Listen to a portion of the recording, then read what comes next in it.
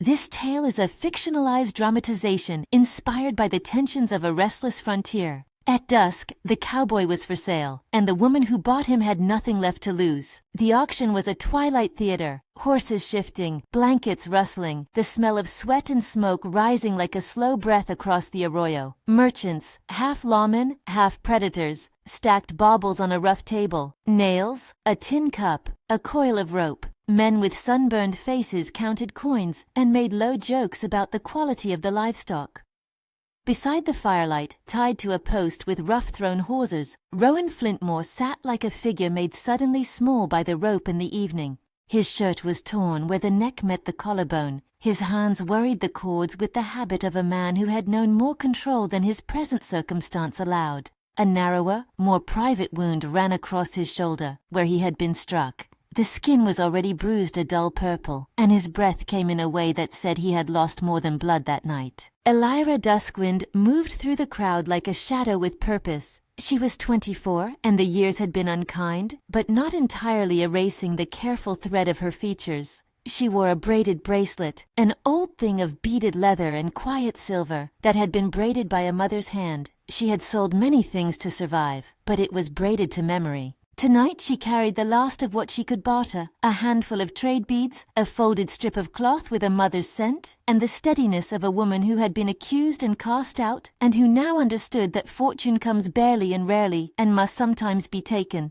The broker croaked the price. Rowan's tie was loosened for show. The merchants liked to display the vulnerability of men who could once swing a rope or sign a deed. Someone laughed at a joke about the fellow's accent. Elira put her coins on the table with a soft clack, and people turned. Men with knives in their boots looked at the thin woman, astonishment flickering across their faces like flame. She raised her chin and did not bargain. "You mean to buy him?" someone said, half mocking, half curious. She ignored the voice. The broker took the coins, counting them with the quick arithmetic of a hungry thing. The merchant who had captured Rowan accepted the trade with a tilt of his head. More to close the day's business than to judge? Chains uncoiled, hands freed. Rowan blinked at his own wrists as if surprised they would obey him again. Elira moved forward. For a moment, Rowan's eyes, hooded by pain and the last of his stubborn pride, met hers. He saw the bracelet and the emptiness of her purse. He saw someone who had traded when she had to, and who would do so without trembling. He did not know her name. She did not give it. She only spoke to him with a voice as small and sharp as a knife. "You walk," she said. "You do not run." He tried to laugh, a thin sound, and failed. "I have owed running," he said, and the words were a confession. They slipped away under the thin blue of the rising night, passing the grazing horses and the merchants who returned to their cards and toasts as if nothing had shifted. Elira wrapped a blanket around Rowan's shoulders and led him by the hand along a narrow goat path she knew by heart, a winding, familiar route that cut out from the market's loud center and into a ridge of sage and rock. Around them the world drew the curtains of dusk. A coyote called far off, and a wind brushed dry twigs. When they reached the arroyo, Elira paused. She dug her fingers into the dust and drew a single line where the earth was soft, a small, deliberate mark. She had always done this, marked choices in the soil as if the land itself required testimony. Then she turned the braided bracelet over in her hand and pressed it into Rowan's palm. "For luck," she said. Rowan stared at the bracelet like a man who was learning how to trust a small thing for the first time. He slipped it over his wrist with clumsy fingers. It fit as if it had been waiting. Laddering stars came out overhead. The first was a pendant, and then another, and the world peeled itself into narrower concerns. Water, shelter, the wound. The two moved into the night as companions by necessity. The quiet of it felt like a covenant. They did not talk of the auction. They spoke of things on the edge of necessity, where the water ran clear, where wolves avoided the path, which goat tracks went down to the creek that never failed. Rowan, who had been a cattleman, knew how to read the lines of land. Elira knew the same land as a ledger of safety. At a small hollow she stopped, arranging skins and a fire with deliberate motions, each movement precise because the margin between life and exposure was so thin. That first night they tended each other's wounds with the economy of people who understand the same craft. Rowan unbuttoned his shirt and let Elira touch the torn shoulder. She cleaned and bound it. He dressed the scab that had been opened by a merchant's malice and cradled it as if it were something that might bite him if left alone. She, in turn, accepted the small ministrations he could offer: a tiny pinch of tobacco for pain, a strip of cloth folded to hold a poultice. They shared water from a skin, tasting each other's steadiness. The fire's light sketched their faces and then consumed them. The rest of the world was an idea you could hold at arm's length. In the morning a stream broke against the rim of the hollow, and they drank like men who had answered a prayer. Their talk grew less practical and more private. Rowan spoke of a home he had lost piece by piece, a barn burned in the dry season, a sister who had married and left the plains, a father with a stoop in his back. Elira's voice came softer, short glimpses, a day of accusation, a counsel's finger turned toward her, a door shutting like a hand across a lamp. She forced small laughs where sorrow wanted to be loud. She hid what would be dangerous to reveal. The bracelet on Rowan's wrist pulsed like a memory. They found the Ondonada 3 days later. A hollow within a hollow, ringed by low rocks and cottonwoods, a place known to few as safe. It had a spring that did not stall in drought, and a thick stand of brush that could hide riders. Elira had once slept here as a child, with the air thick like moth wings and the world reduced to the sound of owls. She helped Rowan settle beneath a spread of hides arranged to shed the worst of the wind. Together they walled themselves off from the market's distant noise. Here, intimacy grew by the slow measures of survival. They built a routine, foraging before noon, tending a small garden of roots and tubers planted in a secret dip, drying meat on frames strung like simple lanterns. Rowan learned the names Elira would offer for plants and animals, and she learned to watch for the way he listened to the wind, how a man who had moved herds by feel read clouds. At night, they stitched borders into each other's silences. Once, beneath a sky so wide it felt like an accusation, Rowan pressed his forehead against Elira's and asked what she had been accused of. She answered without theatrics. "They said I took more than I had a right to," she said. "They said I crossed a line. I did not. I carried home what my mother had left me. They called it theft." He did not speak for a long time. The moon pressed silver into the wound on his shoulder, and the bracelet on his wrist shone back like a small promise. "They were wrong," he said. "It is not about right," she answered. "It is about what a woman can do when she must." Her hands came to rest on the line she had drawn in the sand by the arroyo, and she scraped another, parallel to the first. It looked like betrayal then. It looks like that now. One evening, after a day of rain that washed the dust into strings on their skins, they sat by the fire and made a pact that was both simpler and heavier than marriage as the law defined it. There were no witnesses but the night and a pair of watchful jackrabbits. They took each other's hands and drew 2 lines in the dirt, side by side, and then crossed them with another line to bind them. Words were few. Elira named the conditions: no leaving behind, no selling the other, to feed one another in winter, to watch one another's back. Rowan accepted in the way of a man who had been sold and bought and had nowhere else truthfully to belong. They traded promises like trade beads, small, sometimes worthless, sometimes necessary. There was no priest, no ceremony beyond a shared loaf of corn and the bending of a head. When they kissed, it was not a romantic flourish, but a sealing of fragile equipment. The bracelet, now a token on Rowan's wrist, felt less like stolen memory and more like an emblem of a new life. Elira's hands moved with the grace of someone who had stitched seams and mended what others discarded. Rowan's fingers were blunt from roping. They fit into hers the way 2 weathered tools might. For a time, the world did not intrude. The Ondonada held its breath around them. A fox visited one afternoon and watched them with a kind of indifference that felt like blessing. They set snares and shared stories by the hour. Rowan's tales of driving longhorns along dusty roads. Elira's memory of a woman who hummed as she shelled beans. They made small domestic rituals. Rowan, who could not sleep without the steadiness of a fire, learned to build one just the way Elira liked it, low, with a ring of flat stones. She, who had been taught the economy of keeping nothing to tempt, learned to keep a cup for him. That fragile idyll could not last. The border of safety in a place like theirs is a thin curtain. The air carries voices and the hoofbeats of men who make fortunes on other people's misfortunes. Word moves like water, and water never forgets a channel. The first sign came as a trader at the edge of the broader community, an opportunist named Quill by those who traded with him, though the name itself was less important than the taste of bribery in his mouth. Quill had sold boots to the merchants who captured men for coin. He had also sold stories. He arrived at the settlement near the edge of Elira's people with a tongue lubricated by liquor and a pocket full of false promises. He liked to pass himself as an informant who knew everybody's business, a man who could make news into coin. At a dimly lit tavern, he whispered first about a wagon burned 3 nights past. The patrons, men who had learned to read advantage in flames, listened and repeated.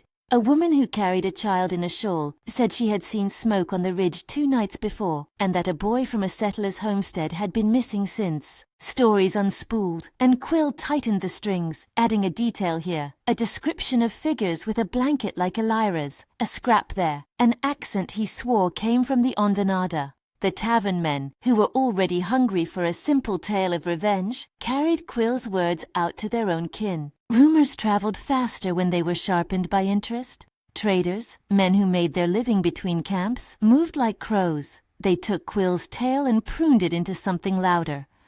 A raiding party had come through the plain, they said, and had killed a child and burned an ox. It was easier to point to the women who had recently been seen trading with outsiders than to admit the truth, that sometimes lawless men burned wagons for the thrill and then blamed others. That version slotted into older fears, about strangers, about bargaining power lost.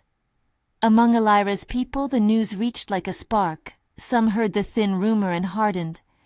Others, who remembered Elira differently, hesitated.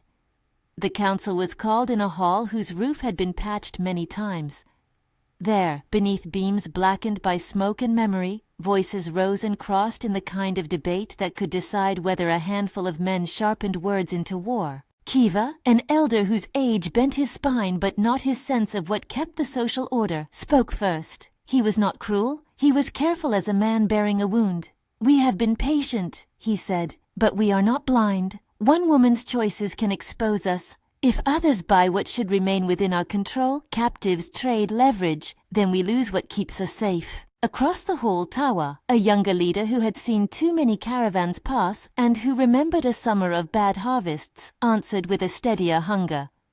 "We cannot let our bargaining position be weakened. Outsiders will use any opening. We must show that those who sell what binds us pay." But there was a third voice, Homa, a woman who had once protected children in a small winter and who had known Elira as something other than rumor. Homa's hands were scarred where she had sewn shoes and mended many men.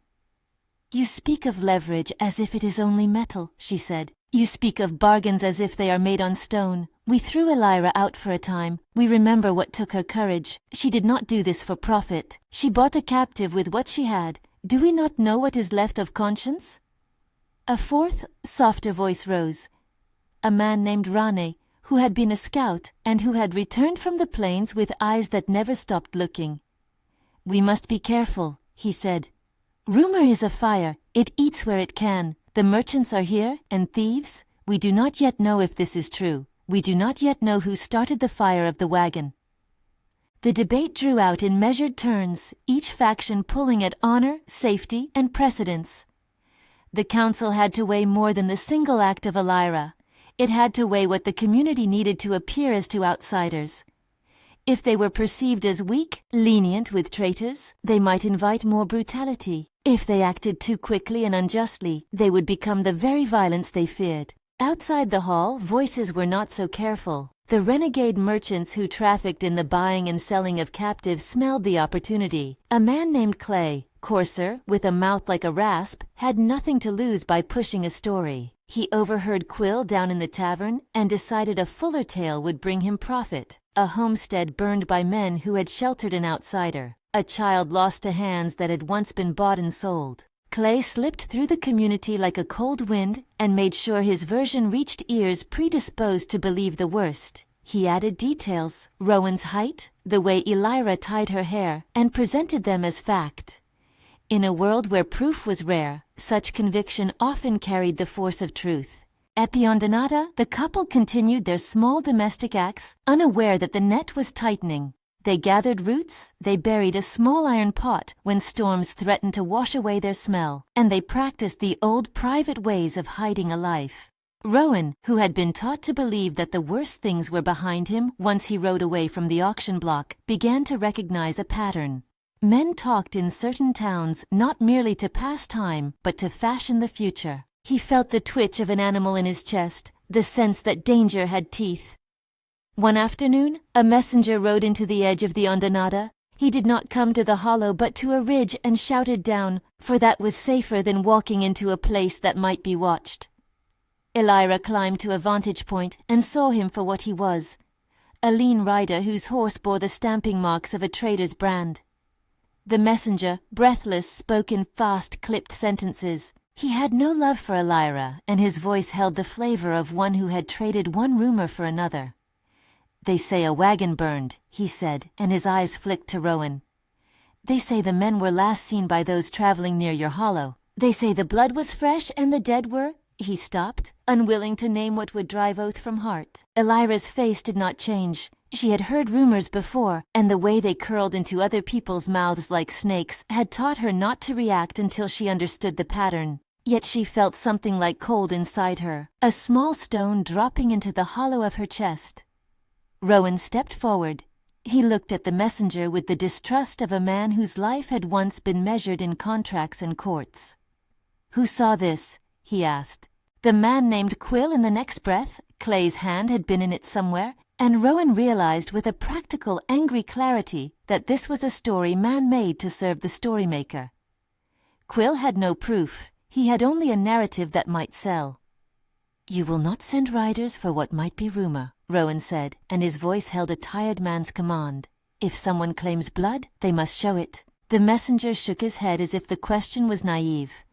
"They want an answer. People want to know if we are safe," he said. "They want someone to blame." The line in the dirt Elira had drawn months before had been covered now by small plants. She scraped the soil aside and drew another line. "If they want to blame someone," she said slowly, "they must tell why. If they bring killing as proof, we will see the proof. Do not set men on hunts for a story they made." Her tone was not rhetorical. It threaded the Ondonada like a small law. Rowan stood beside her, his hand on the bracelet that had become a small, stubborn emblem of their union. For a moment it felt possible that reason might temper rumor. For a moment, the world could still be persuaded by careful words. But rumors like fire refuse patience. Clay and Quill, seeing that the story had been given air, embellished. A merchant from a trading caravan, unnamed, distant, produced a charred plank and said he had seen the burnt wagon the day before. The marks were those of men who had come through the Ondonada, he insisted. Merchant mouths, once loosened by the taste of profit, grew brazen. Under their breath, they spoke of making a show, of reclaiming a debt. The tavern's embers grew into a chorus. News moved faster when people were hungry for certainty. Traders and settlers used every tool in the book, not only speech, but gestures, a borrowed artifact here, a made-up witness there. The story hardened into accusation. Elira had sold out her own for the company of a cowboy. Her choice had invited blood. The merchants spoke of bargaining power lost. Farmers feared raids. A cluster of families, already raw from a summer of low milk and thin crops, looked at Elira and saw the fracture their survival might hinge upon. At the same time, a faction within the tribe moved to shield her. Homa whispered counsel to those who would listen. "We have held a harshness for her once. We remember the reasons. We must not be the ones to make our children fear their elders." Quietly, she went house to house to gather those inclined toward reason and toward pardon. She spoke of the woman she had seen stitch a child's sleeve, and of the bracelet that had once been braided beside an infant's bed. In dark corners, her followers nodded, and old grudges melted into questions of what courage looked like. The council reconvened, this time under a sky heavy with the promise of rain. Men and women took turns speaking, each person's face lit by the fire in a way that could make any listener forget their fear was not rational but necessary. "We cannot let this be simple," Kiva warned. "If we are weakened by a sail we do not control, our position at the border is softened. Words of us being unruly will spread. The traders will make up more. We must show steadiness." "A show will only make bodies," Rane said. If we send riders now, we do so on hearsay. We risk blood that will be harder to stop than a rumor. Homa's voice broke in. She is one of ours. She has been punished by being shunned. We do not have to exact another punishment that will loose the wolves. Ask what we would gain. But there was greed at the edge of the council's logic. Not only honor but profit lurked in the decisions of men who could monetize violence. Clay had already whispered to the merchants that taking action would be profitable. Mercantile vengeance was a commodity. The dangerous thing, the one the council feared to name, was that a small group could manipulate the council's fear to push larger policy. A punitive raid, justified now in the name of honor, could become a business plan for those with horses and knives. On the outskirts of the community the riders gathered, men who thought themselves the world's keepers by virtue of their readiness to fight. They were not a unified force. Some sought restoration of honor, others sought revenge for slights set aside, and others simply wanted a reason to ride and feel important. They were not keen on waiting for proof. Back at the Ondinata, Elira and Rowan moved like people made of cautious materials. They listened to a distant rumbling of hoofbeats twice, once in the night and once at dawn. They saw silhouettes on the ridge like a forming storm. They prepared to leave, just in case, but they also prepared to stand. For both of them, there were now sides drawn by rumor, and the choices they had made for themselves had begun to stake territory in the lives of others. On a morning when the air had a metallic smell and the light was thin, a child was found near the edge of a homestead, alive but with eyes that had seen more than a child should. He had been taken from his bed the night the wagon burned. Whether he had been carried away by raiders or stumbled from the smoke, no one could say at first. What mattered was the way the sight of him made a people demand immediate answer. Grief, like fear, requires a direction. Clay and Quill, smelling the opening, brought the child's story into a tavern where men already dissatisfied with the council's reticence wanted a spectacle. They fashioned a claim. The child had been taken by those who sheltered the outsider, and the marks around the Ondinata matched the print of men who had been seen with such strangers. The lie, once layered with enough convincing touches, a detail of a boot's tread, a description of a blanket, began to look like a record. In the council hall, the debate narrowed into a dangerous shape. Those who had been cautious were pressed by grief and uncertainty. Those hungry for action read the child's story as confirmation. Homa stood with her hands clenched. She had no love for a man who ruined lives for profit. She had nothing but a stubborn claim to fairness. A child's life is not leverage, she said. It is not a coin. Kiva, who had seen whole winters broken, looked as if the world had grown smaller in his hands. He weighed the child's life against the possibility of more loss if the trader's rumors went unanswered.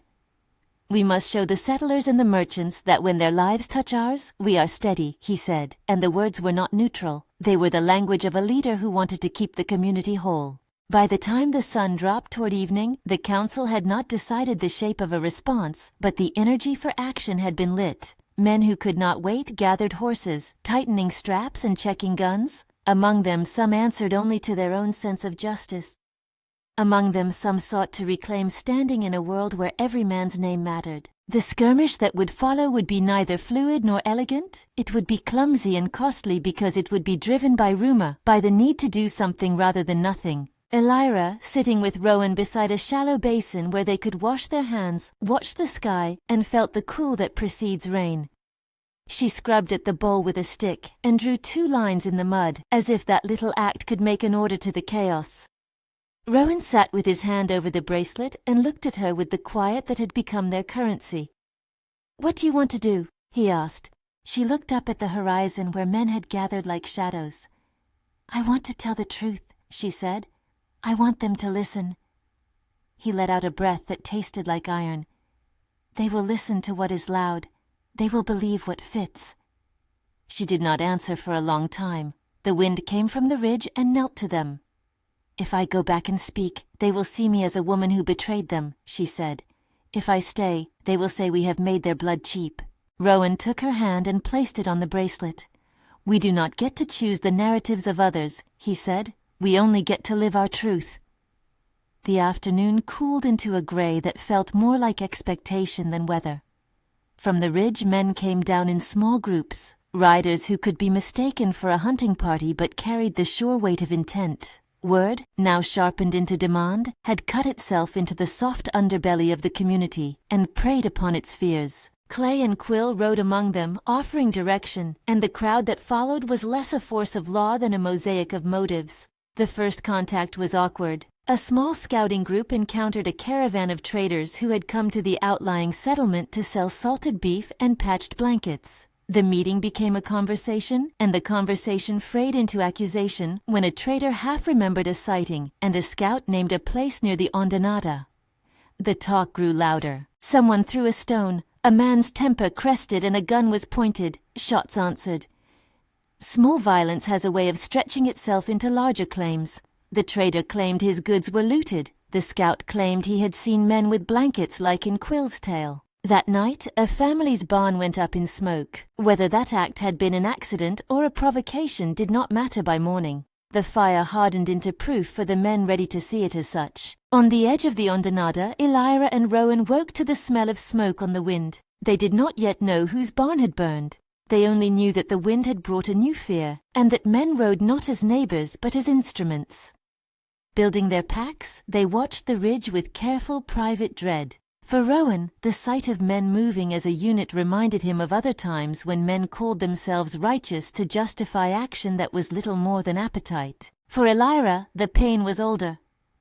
She thought of the night she had been accused once before, the way her name had been threshed out from the community like a weed. When a small group of riders rounded the lip of the hollow and asked if anyone had seen strangers, Elira stepped forward. Her voice was flat as flint. She told them what she knew, where the Ondinata lay, the path she and Rowan had taken, the careful habits that made their shelter known to those who watched for such things. The riders listened with impressions that had been formed by rumor more than by fact. "You sold a man," one said bluntly, and there was a kind of contempt in the words, as if to sell a man to a foreigner was the worst of sins. "I bought him," Elira said. "I did not sell." Rowan, who had been trying not to raise his voice in order not to start a fight, stepped forward. "If you want proof, look in the hollow south of the willow," he said. "You will find nothing but what we have made. Ask the child, ask those who were burned, before you ride to grief." The riders looked at one another, and the air between them tightened. Quill, who had been with them as a voice and a spur, made a small, decisive motion. "We set out at dawn," he said. "We will follow the tracks and see who is right." They moved off, hooves clattering like a drum. Elira watched them go, the line drawn in the dirt beneath her feet, a thin memorial to every choice.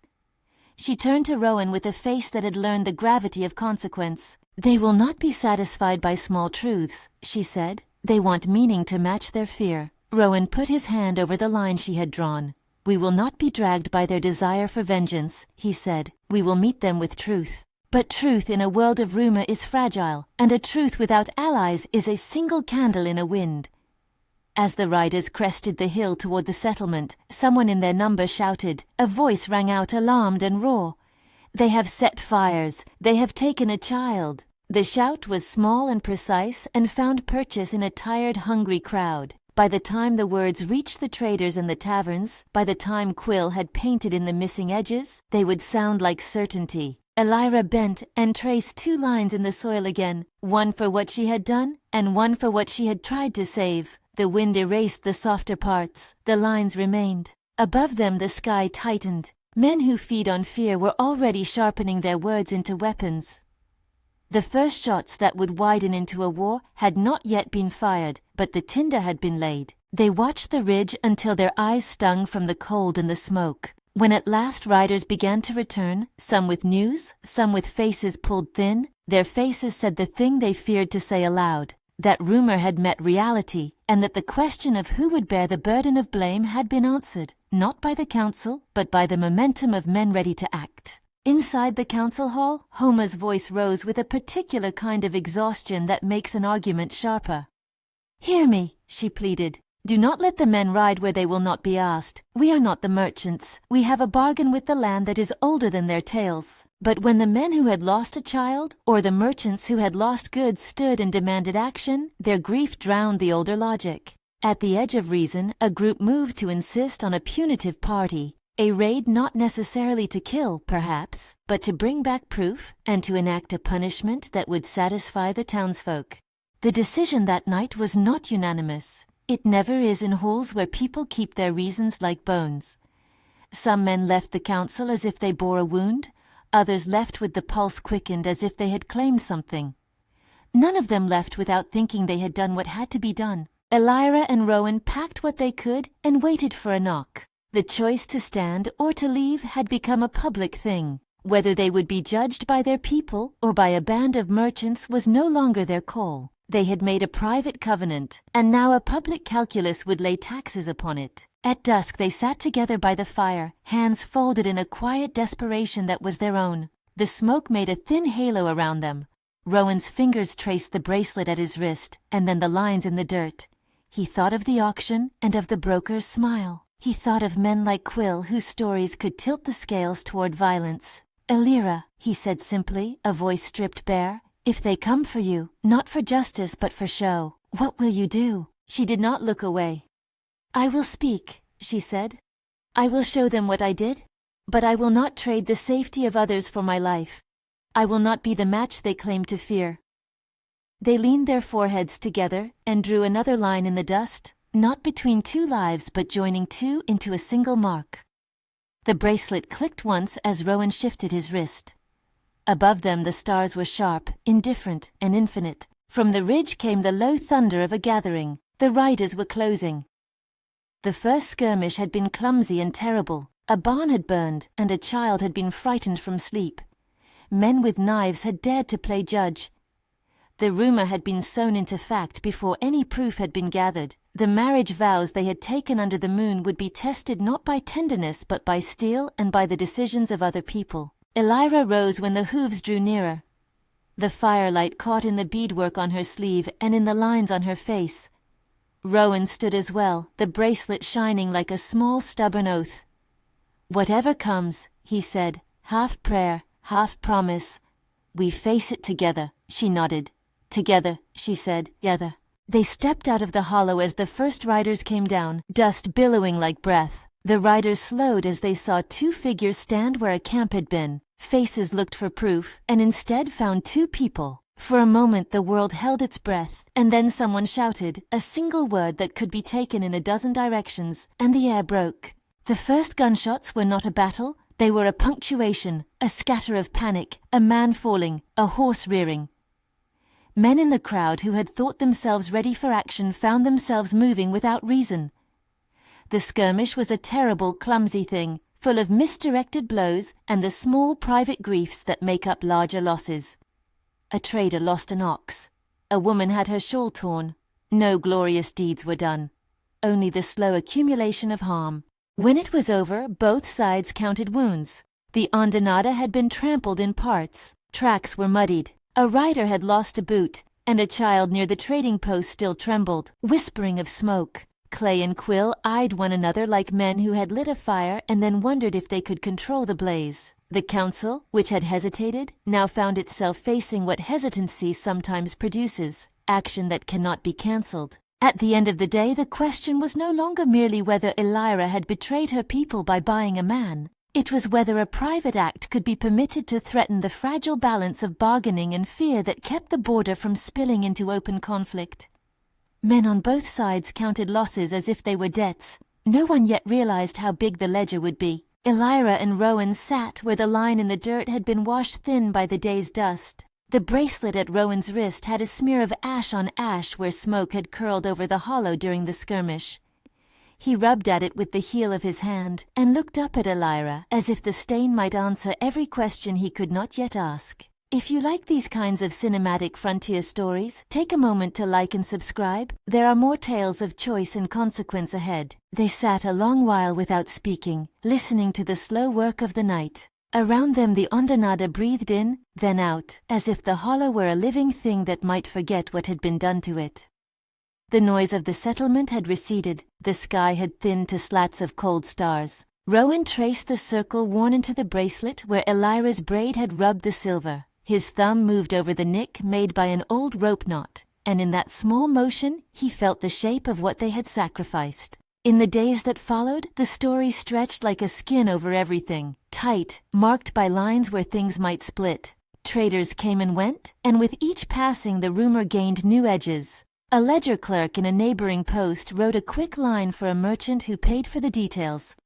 Wagon burned, child taken, suspected raiders sheltered near Ondonata. The clerk's words were then read aloud in taverns where a single line could find an audience and make an enemy. A woman in an outlying homestead who had once seen a man with a bracelet like Rowan's mentioned it under her breath to a neighbor. The neighbor's brother told the tavern.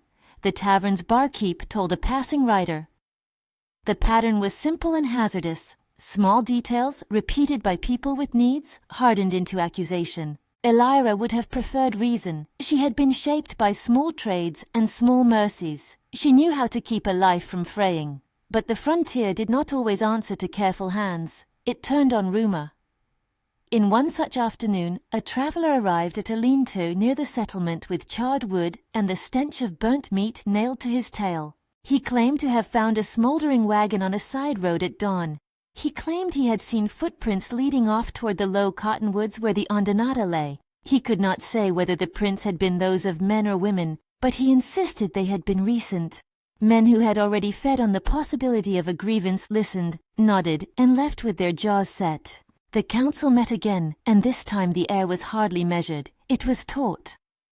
Kiva's face had grown older in the days of waiting. Grief and the fear of more losses pressed his words into short, strict sentences.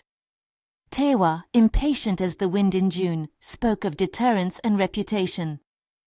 Homa, who had gone from house to house gathering reason, arrived with a small support of people who still trusted her memory of Elira. Rainer returned from scouting with pollen dust in his hair, and a caution he could hardly mask. If we do nothing, Kiva said, other men will think us weak. They will strike where they wish. We also know how quickly men will set fire and point, Homa answered. The merchants make stories into contracts. We must not make their contracts our laws. Tawa tapped a walking stick he kept to steady his temper. When caravans burn, hunger and fear follow. What is left is not a question of conscience, but of survival. We sell what we must. If we cannot control the terms, we will be trampled. Rain, who had tracked for many seasons, added the practical. These are the same tracks we see at times, mixed, unclear. There are no men's names written in the dust. We have a choice. Send a small party to recover what we can and question them. Bring them back if they are ours, or let merchants and traders make a spectacle. It was not a question that could be answered by one voice. Many around the fire wanted swift action. Others wanted the law of careful verification. The council split not along the lines that some might expect, young against old, woman against man, but along the fissure of risk appetite. Those who feared the merchants' wrath wanted to act as if they had been attacked. Those who feared their own internal justice system preferred to wait, to ask questions, and to avoid the trap of spectacle.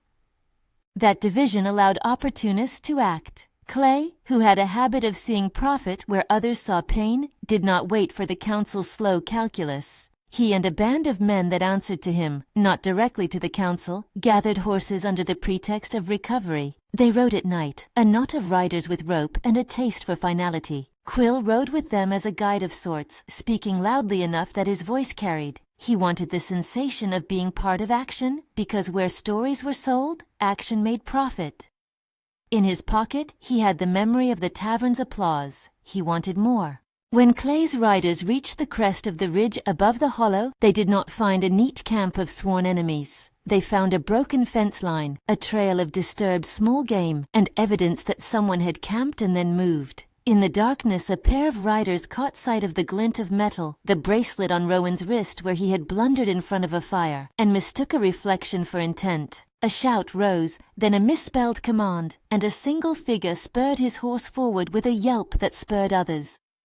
Shots were fired. The Ondonata, peaceful as a sheltered thing, had become a stage for a quick and fatal assumption. The initial volley was brief and chaotic. A rider went down with a bloodied lip, a young man clipped by a ragged round in the thigh, a horse caught in rearing. The riders, some not accustomed to killing and some trained to justify the first violence as decisive, lashed at the hollow. By morning there was a tally of small losses on both sides and a man from Clay's party with a broken arm, which he paraded like proof. He swore he had seen the marks of strangers. Quill's tale had been amplified into images of an attack and the justification for a broader campaign. Word of the night's violence moved like a living thing. Merchants in the settlement read it as the beginning of what they had feared: border lawlessness. Farmers read it as evidence that the tribe would not protect them. A posse of settlers, nervous and ready, took up arms not to investigate but to defend what they believed would come next. Men of the tribe who had sat in the council, particularly those who had argued for action, found themselves in a delicate moral equation. They could disavow Clay's unauthorized ride and be read as weak, or they could accept the material consequence and present it as a necessary step. The ambiguity made both options dangerous. Elira and Rowan watched the ridge from the hollow with the clarity of people who had nothing left to lose. They had seen violence before in the life of traders and thieves. They knew that wounds were often ex post facto evidence, that the place of truth lay in the details only when someone had the courage to look. Rowan wanted to take the horse and ride to the council himself, to stand in the hall and say, "I am not a thief, I am a man who was rescued." But he also knew that a man who had once been sold for coin could seldom expect the same audience of givebacks. Elira felt the old fear of accusation settle again. Not for what she had done now, but for what she had been accused of long ago. Her name was already soft in the mouths of those who had once condemned her. They did not try to fight the first wave of accusation with a bombastic defense. Elira's approach was steadier. She gathered small evidence: a torn piece of cloth tied in a particular knot, a scrap of merchant's wax, a map mark she had seen, but more importantly, she began to speak to those who had trusted Homa's account. Homa, who had once protected children, and who had a voice that carried the weight of personal history, went before the council with a strategy of de-escalation. Bring proof, call witnesses, and above all, insist on restraint.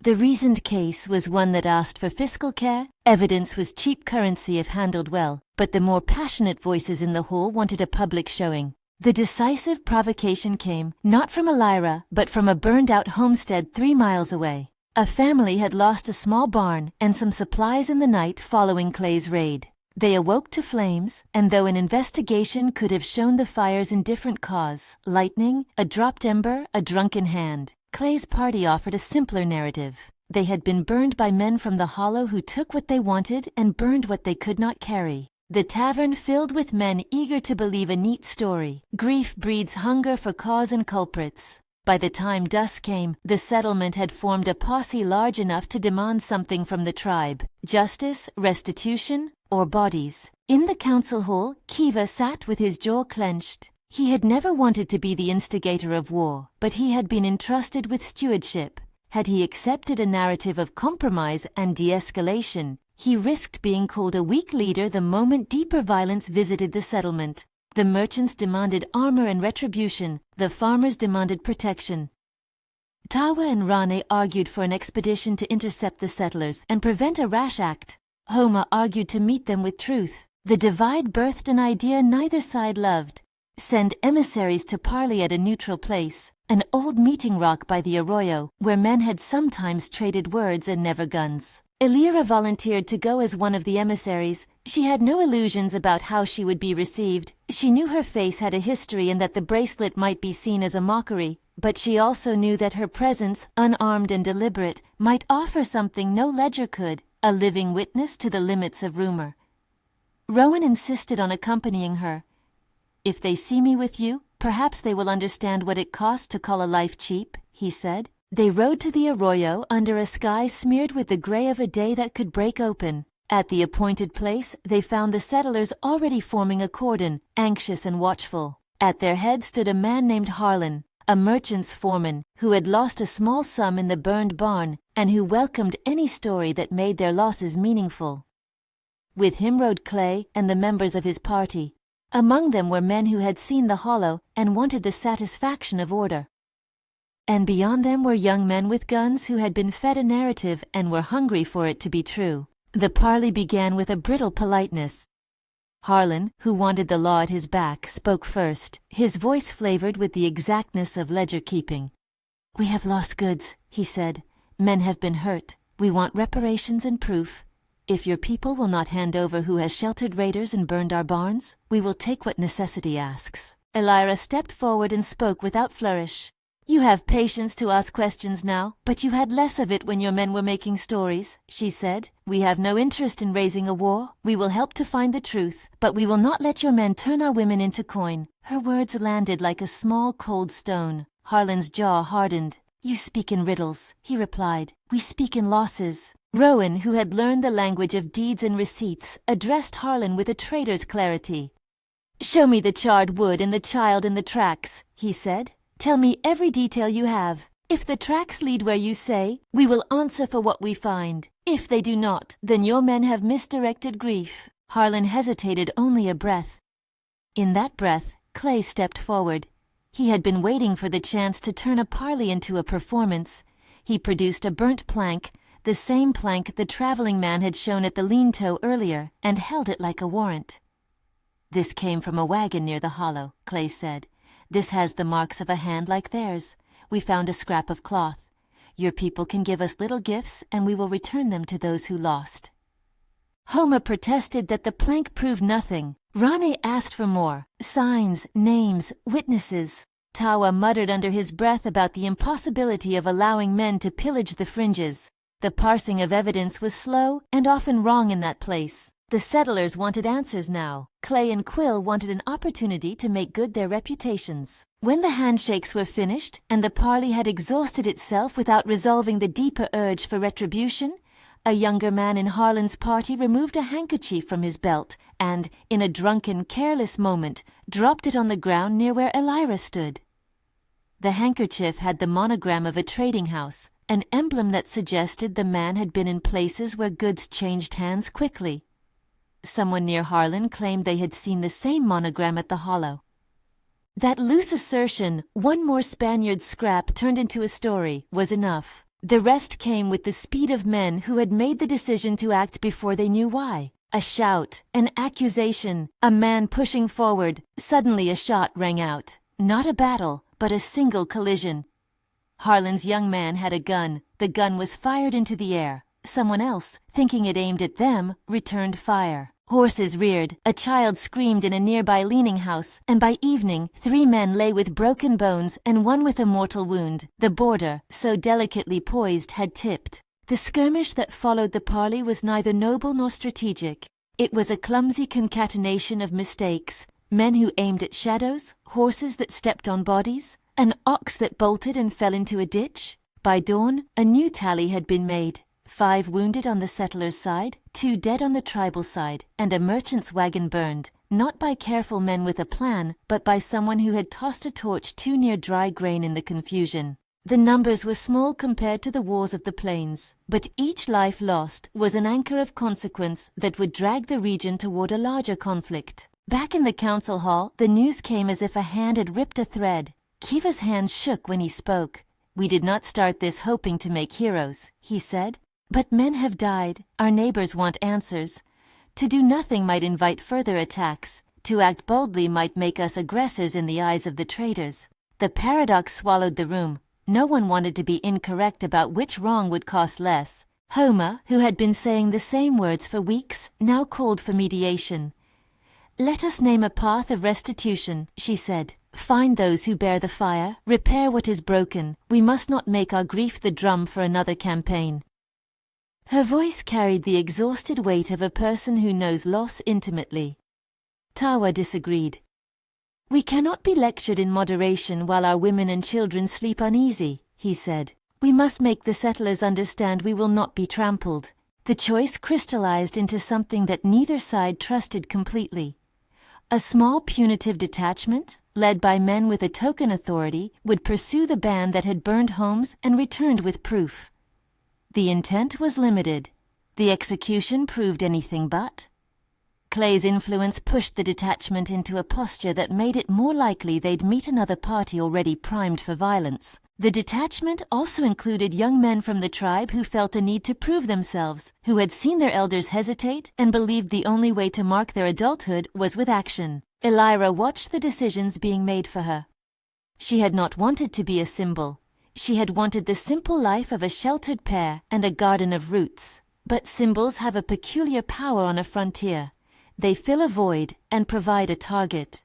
She offered herself as a guide to the detachment, not because she wanted to fight, but because she sensed that if violence came, someone who knew the land might spare unnecessary harm. Rowan refused to be left behind. He rode alongside her, and for the first time their vow, in the dirt, with the bracelet as witness, was tested by the fullness of consequence. The detachment moved out under a sky lifted and then heavy, tracking across country that bore the small signs of passage, a broken twig here, a disturbed tuft of grass there. Rane, who had returned from the plains, took the lead. He was skilled at reading the soil syntax. He found a trail that left the main road and dipped toward a ravine, and they followed it with the slow, dangerous concentration of trackers. At the ravine they found what they feared. A band of men not of the settlers nor of the tribe, a ragged crew of opportunists who had learned to burn and move in a night. They had been living off the edges, taking what they could, and then leaving flames behind to deny the trail. Their leader, a man with the practiced face of a man who had been robbed of nothing because nothing had ever belonged to him, put up a feint. He shot not to kill but to frighten, and the detachment's nervousness answered. A brief melee ensued. One of the opportunists fell, another escaped into the brush, and a trader's satchel was found in the camp, evidence enough to prove that some of the attacks had been perpetrated by those men. There was blood and fear. The detachment turned back with the one dead man tied to a horse's saddle, and a sense that they had achieved justice. But the victory was incomplete. Clay and his men claimed the captives had been returned. Others claimed they had not. One of the escaped bandits ran toward a settler outpost and, in a last spiteful act or miscalculation, claimed he had been chased by the tribe, offering a messy, inverted version of events to the settlers. Quill repeated that story at every tavern he found. Merchants, wanting clarity, took the easier story. They said that the tribe's detachment had sacked a wagon and killed a trader. The narrative hardened like a scab on the town's conscience, and the traders called for more decisive measures. By the time the detachment returned, the situation had become what the council had feared. The settlers wanted reprisals beyond restitution. Harlan and others invoked a larger authority, the proximity of the region to trade routes and the fragility of commerce. If we are not protected, they argued, we will close our routes and bring ruin to everyone here. Their language translated local losses into a supposed threat to the entire economy. Kiva and the council, listening in a swirl of petitions and grief, found themselves with limited options and fewer comforts. The choice precipitated the next step, a formal demand that the tribe either surrender those who had sheltered the raiders or pay a heavy toll in goods and men. It was a demand constructed in the language of power, that if the tribe did not comply, the settlers would close their gates and align with other frontier forces to impose a settlement. The merchants had what the tribe did not, a legal option in the eyes of distant authorities, even if that law often came late and like a storm. Elira tried to speak. She went to the council hall and laid out the detachment's fines. She presented the trader's satchel found in the ravine as proof that the raids had been performed by opportunists. She told the story of the man who had escaped, who had lied to survive. She told of the cloth and the marks found at the hollow that matched merchant gear. But words can be undone by louder needs. To many ears the evidence of a single torn satchel was small compared to the azoic certainty of an orphaned child in a burned barn. In the meeting that followed, Kiva made a choice that would be remembered. He asked for a treaty-like protocol, exchange hostages, men of standing from each side, to be kept under neutral watch until a formal truth commission could be convened and the miscreants punished. The idea was sensible, bind both parties to the verification process, give space for reason. But it also required a trust neither side fully possessed. To the merchants it smelled like delay, to the townsfolk it smelled uncomfortably like weakness. Clay and his men vociferously opposed it, saying tentative measures would appear as concessions. Harlan, impatient, said, "We cannot wait while our goods are burned." The handing over of hostages was to be a public thing, and in its own way a performative act meant to restore faith. But the handover itself became a stage. The settlers brought 2 men. The tribe offered Homer's nephew and an elder scout of little renown. The hour they presented them was heavy with men who thought themselves the final arbiter. Spectators from both sides gathered on the ridge and watched the exchange, counting the gestures as if they were coins. It was then that an old grievance flared. One of Clay's men recognized the scout, one who had been present at a previous market altercation, and given the thermal of his own anger and the crowd's appetite for a hero, accused the scout of having been part of a previous raid years before. The tribal man protested, the settler's man shouted. Tensions rose and a slap was exchanged. A pistol was fired into the air as if to keep order. Instead, the crack drove panic. Men leapt between the parties. One of the hostages was knocked to the ground. Someone saw a chance and struck. The violence at the hostage exchange was decisive, not because of its scale but because of its symbolism. The treaty was broken at the moment meant to restore trust. The settlers left the site swearing vengeance. The tribe, outraged at the settlers' disrespect, collected arms at the shelter of the Ondonada and the ridge. The fragile idea of shared restraint shattered. Men on both sides who had advocated for peace were discredited by those who had lost pride or people. What followed was a chain reaction. Traders closed certain lanes, merchants threatened to call in armed bands, and some families fled the fringes. Elira and Rowan found themselves at the heart of a war they had never intended to start. They kept to each other in the chaos, but their privacy had been stripped. Rowan's bracelet was turned into an argument against them. His accent was used to assert the presence of outsiders. A posse burned a thatch stack near the hollow, as if to indicate the cost of association. A family on the settlement fringe, convinced of the need to reclaim honor, rode into the hollow seeking vengeance, and in the skirmish that followed a child named Lito, who had been playing at the edge of his family's garden, was struck and killed. The death of a child galvanized both sides into rage, not logic. It was the Sparkmen who wanted war needed. The killings that followed were not a single decisive battle, but a stuttering war of attrition, raids, revenge raids, ambushes, and the use of the land itself as weapon. The tribe mounted defensive actions to protect its own and to deny the merchants the advantage of supply lines. Settler militias, ashamed and angry, coordinated with hired scouts to strike at places where the tribe might have stored supplies. The conflict did not grow into a sweeping conquest. It grew into a daily narrowing of horizons. Families were dislocated, gardens burned, horses went missing. Men who had once argued in council for measured response now killed men in the night. Elira refused to let the narrative reduce her to villainy. In the midst of raids, she sought out negotiation again, traveling with Homer and Rane to the estuary of the wider trade route where a neutral mediator lived. They found that town hall men mattered more than the persuasive heart of an individual, and that in a world ruled by cartography and receipts, the truth of a life had to be translated into documents and testimony, and the steadiness to back it. Elira gave witness after witness, collecting traders who had seen the opportunists, the burned wagon's origins, the escaped man who later confessed in a drunken stupor that he had lied to save himself. The confessions she gathered were thin and often recanted when the men had something to fear. Quill and Clay, meanwhile, stuck to stories that made them central, as storytellers often do when they still crave reputation. The climax came not in a single conflagration, but in a parley fought with words and the threat of steel. At the arroyo, the tribe's council and the merchants met with a neutral elder, an official from a far-off marshal's post, who had reason to believe calm extended commerce. The official saw numbers and saw patterns, burned wagons, ambiguous tracks, men with the ability to cause harm. He urged a temporary cessation of hostilities and a joint commission to investigate. Harlan and others, fed up and worried for their livelihoods, wanted more. They wanted a public trial and reparations immediately. Clay wanted scalps, literal or figurative. The crowd around the arroyo leaned from one sentiment to another like a windsock. It was in the moment when the commission's terms were to be written that violence erupted. A small contingent of settler reinforcements, misreading a scout's movement as an attempted attack, opened fire. Rane pushed himself between them and a settler youth and took a bullet in the shoulder he would carry as a badge of a life spent looking for danger. The sound of the gun drove the parley into chaos. Men leapt. The neutral official called for order.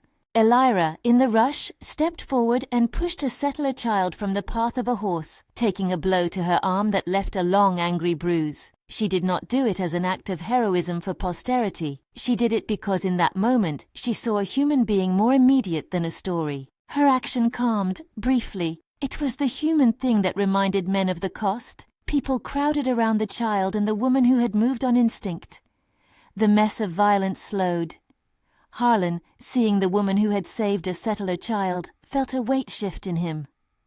Kiva, who had watched the same action with the thinning patience of someone who had always preferred proof, realized that the moment could be used toward a different end. He stepped forward with a voice that the Arroyo's bank seemed to respect. "This violence has given us enough proof of what hatred breeds," Kiva said, voice low and inexorable. "We will not solve our fear by deeper wounds. We will name a process. We will bind witnesses. We will find the men who burned barns and return them to justice. But we will also bind ourselves to not respond with indiscriminate vengeance." Harlan's reply was heavy with commerce's need. "If your people will commit to this process and return those who sheltered the raiders, we will not raise an army. If you will not, we will demand restitution through other channels." The elder from the marshal's post stepped in and proposed a compromise he called a buffer, a guarded trade lane, and a temporary arms reduction zone policed by a mixed band of neutral men and local elders while an investigation proceeded. It was the kind of half-law that often fits a border in the absence of empire. It required trust, which both sides had admittedly little of, but it offered a path away from immediate bloodshed. Kiva accepted it as the least bad of options. Harlan agreed because a buffer would allow his merchants to keep trading and thus avoid immediate ruin. Clay and Quill derided it as cowardice, but could not assemble enough men to force a different choice without losing business. The buffer managed for a time to arrest the slide into wider war, but the war had already been sparked. Men had died, seeds of suspicion had taken root in households, families left the edges, trade lanes altered their routes.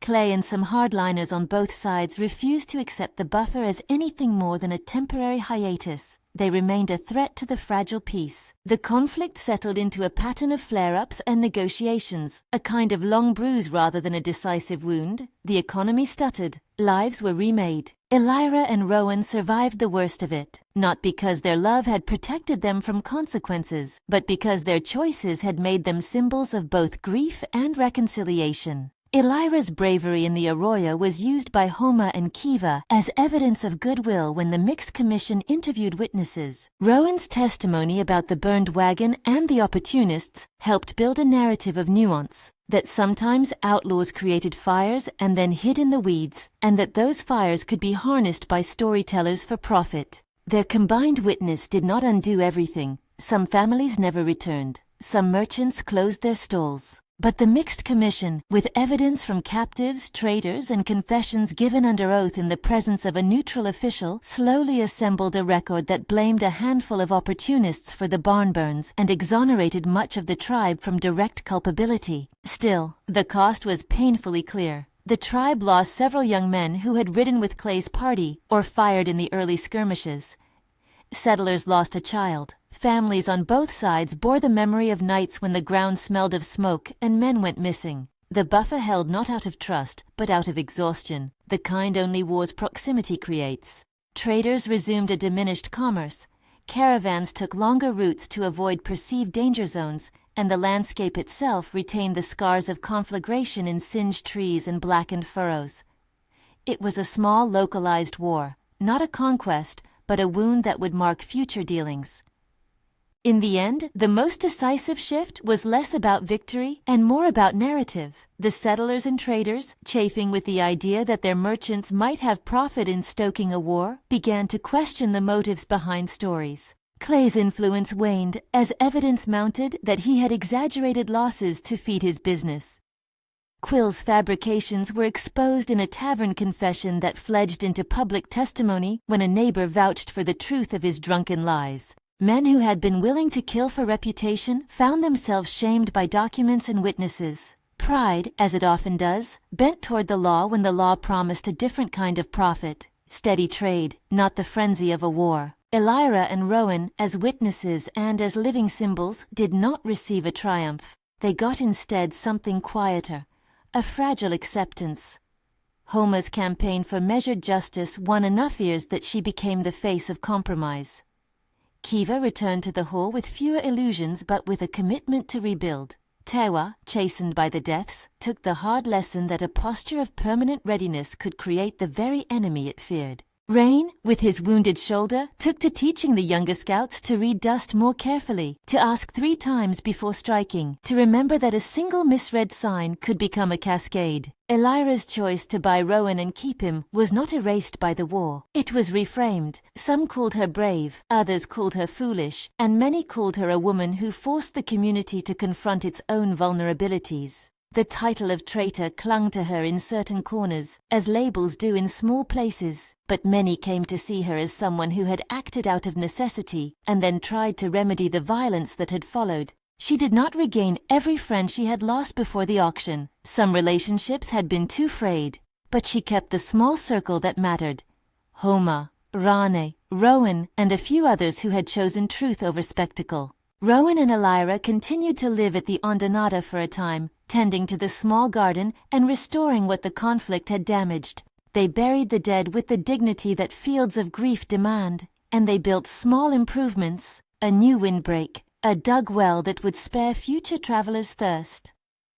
People who came to trade sometimes paused at their fire and left with a different story than the one Quill had once offered. Months later, when the winds had moved on and the immediate drum of conflict had quieted to a dull, watchful hum, Elira returned to the arroyo where she had once carved a thin line in the dirt to mark a choice. She dug her fingers into the cool earth and found the faint remains of the 2 lines she had drawn for herself and Rowan, now half blurred by rain and foot. She smoothed the soil and drew them again, not to mark a boundary, but to remember the shape of a life chosen. The bracelet had been polished and kept in a small leather pouch. Rowan held it out and she clasped it, and for a moment their hands said more than words had in months. They had not brought peace to the frontier. War had been sparked by a set of choices, and by opportunists who found profit in rumor. But the war had been contained, the buffer held, though fragile, and the community had been forced into a painful remaking. Men had learned that stories could be turned into weapons, and that the law of the valley required work to rebuild. The cost was written into the faces of the living. In the last light, Elira and Rowan stood on a small rise looking over the hollow. The Ondonata's cottonwoods had been pruned back where fires had licked their lower limbs. The ground showed blackened scars that the spring would slowly hide under new growth. Below, children, some of them orphans of the fighting, chased each other with slings and laughter that sounded like a small, fragile thing against the aftertaste of violence. Rowan slid the bracelet back onto his wrist. It fit as if it had always belonged there. "We were fools," he said, not bitterly, but with the economy of a man who had learned what every choice costs. Elira breathed out slow. "We were honest," she answered. "That is rarer than it should be." They walked back to their camp. Before they left, Elira knelt and drew 2 lines in the soil once more, side by side and touched by a cross.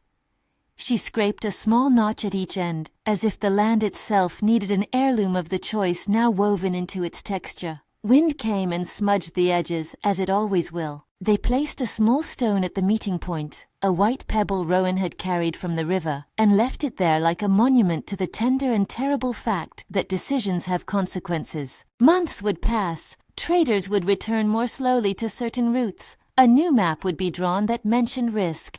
Clay would eventually leave the area with a diminished purse, and Quill would be lambasted in a tavern for his lies. Homa would teach a generation about measured justice and the cost of rumor.